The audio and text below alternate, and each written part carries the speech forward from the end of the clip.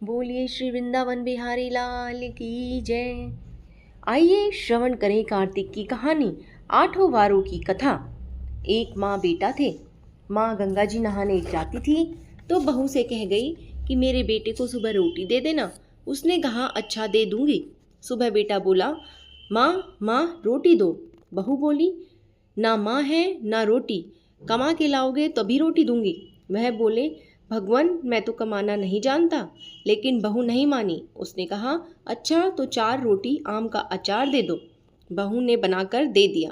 वह रोटी लेकर कुएं की पाल पर जाकर बैठ गया और कहने लगा राम कमानू ना जानू। भगवान ब्राह्मण का वेश बनाकर आए। बोले तुम ऐसे उदास क्यों बैठे हो। वह बोला मेरी पत्नी ने कहा है कि कमा के लाओगे तो रोटी मिलेगी, पर मैं कमाना नहीं जानता। ब्राह्मण बोला भैया कमाना तो मैं भी नहीं जानता, हाँ पर मैं आठों वारों का नाम जानता हूँ जिससे तेरे अटूट भंडार हो जाएंगे। चावल के दाने और पानी की घंटी ले लो, ढके बर्तन को उघाड़ो, ओंधों को सीधा करो। ब्राह्मण ने कही उससे सुनी। इतवार सोमवार मंगलवार बुधवार बृहस्पतिवार शुक्रवार शनिवार आठों वारों का आसना भरियो पीहर सासरा। अटूट भंडार होते चले गए। घर पहुंचा तो बीवी बोली क्या लाए। उसने कहा आठों वारों का नाम लाया हूँ। पत्नी ने सोचा चलो कुछ तो लाए हैं। चावल के दाने और पानी की घंटी ला, ओंधों को सीधा, ढकों को उघाड़ो। उसने सुनी। इतवार सोमवार मंगलवार बुधवार बृहस्पतिवार शुक्रवार शनिवार आठों वारों का आसरा भरियो पीहर सासरा। अटूट भंडार होते चले गए। बहू से बोला मैं बेटी के जा रहा हूँ। फटे से कपड़े पहनकर बेटी के घर गया। बच्चे बोले नाना जी आए नाना जी आए। बेटी बोली कैसे भेष में आए हूँ।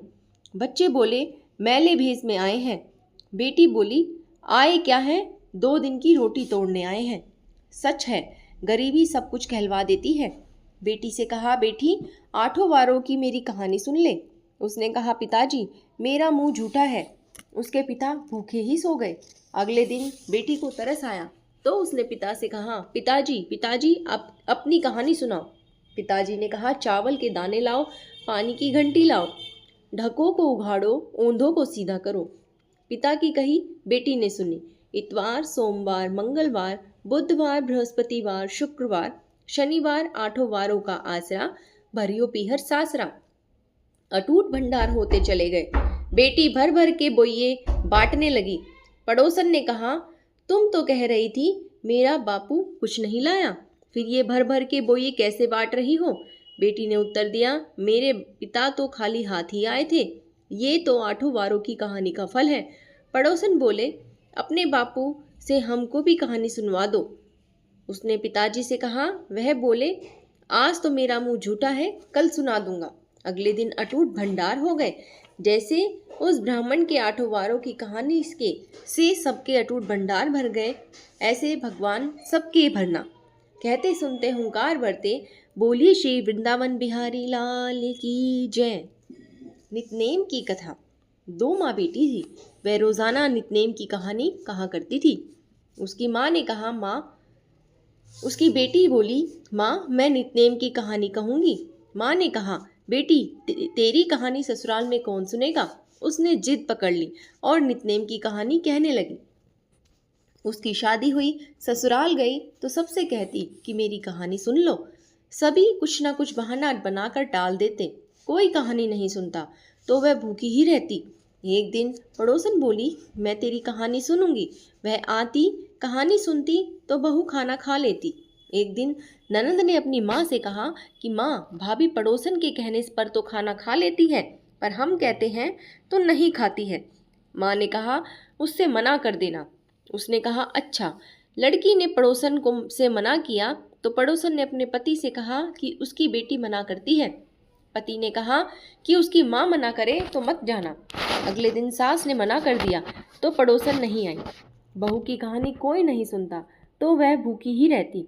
ससुर ने पूछा कि बहू कैसी है तो सास ने कहा कि अच्छी है, काम काज तो कर लेती है मगर खाती नहीं है। ससुर ने कहा कि बड़े घर की बेटी है, काम करने से थक जाती होगी, इससे काम मत कराया करो। लेकिन वह पीफर भी नहीं खाती। धर्मराज का आसन डोला कि इस नगरी में ऐसा कौन है जो भोजन नहीं करता, उसे बुलाओ। स्वर्ग से विमान आया तो सास बोली, मैं चलूं? तो बहू ने कहा, तुम्हें तो बहुत काम था, मेरी कहानी सुनने का समय नहीं था।